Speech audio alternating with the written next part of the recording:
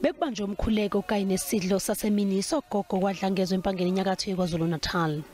Lesidlo sasemini lukaKhisimusi saqala eminyakeni emithathu eyedlule. Inhlangano ilinzwa Foundation kanye noGogo Boys babona kukhona isidingo sokusabalalisa injabulo kubantu abadala endaweni yasempangeni. Noma lolu hlelo lwaqala ngesidlo sasemini, kulonyaka kube nomkhuleko ukukhumbula laba sebedlulile emhlabeni ngenxa yezifo ezayemene neCovid-19.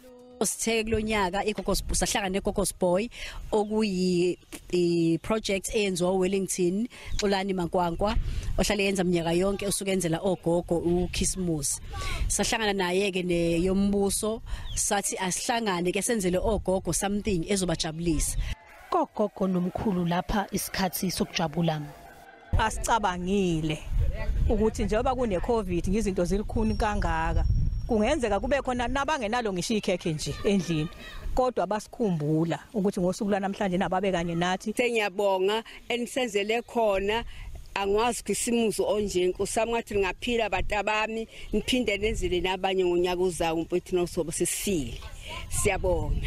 Lesikhathi abaningi bechitha uKhisimusi ngokudla okuningi kanye nezinto zokuzijabulisa kunabanye abangenakho konke lokho abadinga ukukhunjulwa.